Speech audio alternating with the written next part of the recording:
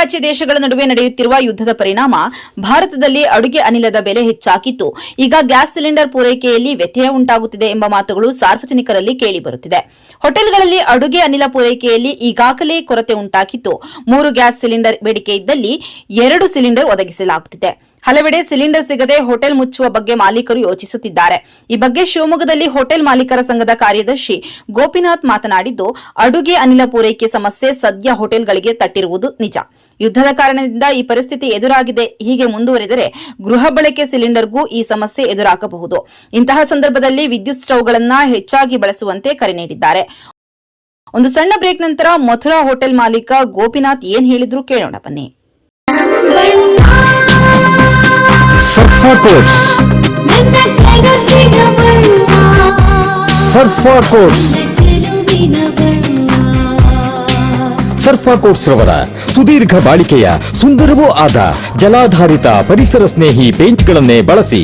ಸರ್ಫಾ luxury emulsion paint, odourless, low VOC, good for health, good for earth. Sarfa quotes.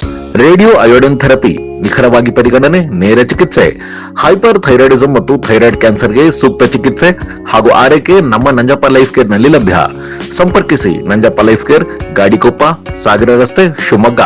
Mobile ಸಂಖ್ಯೆ 9686269090. Looking for a little joy in every bite? Dairy Fresh Ice Creams brings you 50+ natural flavors with no added colors and the real taste of fresh fruits. Made with goodness from the Malenadu region. Dairy Fresh Ice Creams, a little joy for all.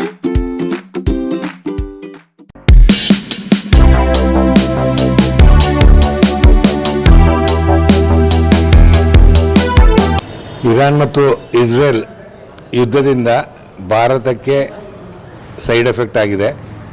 Bharat ಅದರಲ್ಲಿ involve ಆಗದೇ ಇದ್ರೂ ಕೂಡ ಅದರಿಂದ ಹಲವಾರು ತೊಂದರೆಗಳು ಈಗ ಭಾರತದ ಅನುಭವಕ್ಕೆ ಬರ್ತಾ ಇದೆ.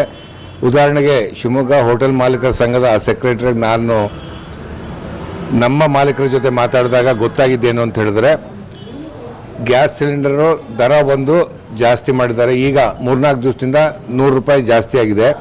ಜೊತೆಗೆ ಗ್ಯಾಸ್ ಸಿಲಿಂಡರ್ ನಮ್ಗೆ ಬೇಕಾದಷ್ಟು ಸಿಗ್ತಾ ಇಲ್ಲ. ಅಂದರೆ 2 ಕೇಳಿದಾಗ 1 ಕೊಡ್ತಾ ಇದೆ, 3 ಕೇಳಿದಾಗ 2 ಕೊಡ್ತಾ ಇರೋದು, ಇದೆಲ್ಲದೂ ನಡೀತಾ ಇದೆ. ಇದು ಅನಿವಾರ್ಯ ಕೂಡ, ಯಾಕಂದರೆ ಸಿಗ್ತಿರೋ ಗ್ಯಾಸನ್ನು ಡಿಸ್ಟ್ರಿಬ್ಯೂಟ್ ಮಾಡಬೇಕಾಗಿರೋದು ಅವರ ಹೊಣೆಗಾರಿಕೆ ಆಗಿರುತ್ತೆ. ಅದನ್ನು ಅವರು ಫೇರಾಗಿ ಮಾಡ್ತಾ ಇದೆ ಅಂತ ನಾನು ಭಾವಿಸ್ತೀನಿ. ವೆರಾಸ್ ಬೆಂಗಳೂರು ಹೋಟೆಲ್ ಮಾಲೀಕರ ಸಂಘದವರು ಈಗಾಗಲೇ ಕರೆ ಕೊಟ್ಟಿದ್ದು, ನಾಳೆ ಅಥವಾ ನಾಡ್ದಲ್ಲಿ ಹೋಟೆಲ್ ಇಂಡಸ್ಟ್ರಿನ ಬಾಗಿಲು ಹಾಕ್ತೀವಿ ಅಂತ ಹೇಳ್ತಾ ಮಟ್ಟಕ್ಕೆ ಅವರು ಹೇಳಿಕೆ ಕೊಟ್ಟಿರೋದು. ಅಲ್ಲಿ ಡಿಮ್ಯಾಂಡ್ ಏನಿದೆ ಅದಕ್ಕೆ ಸರಿಯಾದ ಸಪ್ಲೈ ಆಗ್ತಾ ಇಲ್ಲ, ಆದ್ದರಿಂದ ಅದಾಗ್ತಾ ಇದೆ. ಶಿವಮೊಗ್ಗದಲ್ಲಿ ಇನ್ನೂ ಒಂದು 3-4 ದಿವಸಕ್ಕೆ ಏನು ತೊಂದರೆ ಇಲ್ಲ. ಕೆಲವು ಹೋಟ್ಲಲ್ಲಿ ಒಂದೇ ಸಿಲಿಂಡರ್ ಉಪಯೋಗಿಸ್ತಿದ್ದಾರೆ, 2 ಕೊಡಿ ಅಂತ ಕೇಳಿದಾಗ ಕೊಡ್ತಾ ಇಲ್ಲ, 1 ಕೊಡ್ತಾ ಇದ್ದಾರೆ. 1 ತಗೊಳ್ಳೋರಿಗೆ ಇನ್ನೂ ರಗಳೆ ಆಗ್ತಾ ಇದೆ. ಇದೆಲ್ಲ ಕೇಳಿ ಬರ್ತಾ ಇದೆ. ಬಹುಶಃ ಇವತ್ತು ಸಂಜೆ ಅಥವಾ ನಾಳೆ ಬೆಳಿಗ್ಗೆ ಮೀಟಿಂಗ್ ಮಾಡಿ ಈ ವಿಷಯದ ಬಗ್ಗೆ ನಾವು ಸಂಬಂಧಪಟ್ಟವ್ರ ಗಮನ ಸೆಳೆಯೋ ಒಂದು ಪ್ರಯತ್ನ ಮಾಡ್ತೇವೆ. ಮುಂದಿನ ದಿನಗಳಲ್ಲಿ ಏನೇ ಆದರೂ ಯುದ್ಧ ನಿಲ್ಲದೆ ಇನ್ನೇನು ಮಾಡೋಕ್ಕೆ ಸಾಧ್ಯ ಆಗದೇ ಇರೋ ಸ್ಥಿತಿಯಿರೋದ್ರಿಂದ, ಯಾವುದು ನಮ್ಮ ಕೈಯಲ್ಲಿ ಇಲ್ಲದೆ ಇರೋದ್ರಿಂದ ಕೇಂದ್ರ ಸರ್ಕಾರ ದರ ನಿಗದಿ ಮಾಡಿ ಬೇಕಾದಂಥ ಸಿಲಿಂಡರನ್ನ ಒದಗಿಸುವಂಥ ಕೆಲಸವನ್ನು ಕೇಂದ್ರ ಸರ್ಕಾರ ಮಾಡಬೇಕು ಅಂತೇಳಿ ನಾವು ಶಿವಮೊಗ್ಗ ಜಿಲ್ಲಾ ಹೋಟೆಲ್ ಮಾಲೀಕರ ಸಂಘದ ಪರವಾಗಿ ಆಗ್ರಹಿಸ್ತೇವೆ. ಕೆಲವು ಕ್ಯಾಂಟೀನ್ಗಳಲ್ಲಿ ಮತ್ತು ಕೆಲವು ಹೋಟ್ಲಲ್ಲಿ ಈಗ ಅದಾಗ್ತಿರೋದು ನಿಜನೇ. ಯಾಕಂದರೆ ಒಂದೇ ಸಿಲಿಂಡರ್ ತೊಗೊಳ್ತಿದ್ದವ್ರಿಗೆ ಕೊಡ್ತಾ ಇಲ್ಲ, ರೀಪ್ಲೇಸ್ಮೆಂಟ್ ಇನ್ನೊಂದು ಕೊಡ್ತಾ ಇಲ್ಲ. ನಾನು 3 ತೊಗೊಳ್ತಿದ್ರೆ ನಂಗೆ 2 ಕೊಡ್ತಾ ಇದ್ದಾರೆ. ಈ ರೀತಿಯೂ ಆಗ್ತಾ ಇದೆ. ದರ ಜಾಸ್ತಿನೂ ಆಗಿದೆ. ಬಟ್ ಅದಕ್ಕೆ ನಾವು ಯಾವುದೇ ಡೀಲರ್ನಾಗಲಿ ಇನ್ನೊಬ್ಬರನ್ನಾಗಿ ಬ್ಲೇಮ್ ಮಾಡೋದಿಲ್ಲ.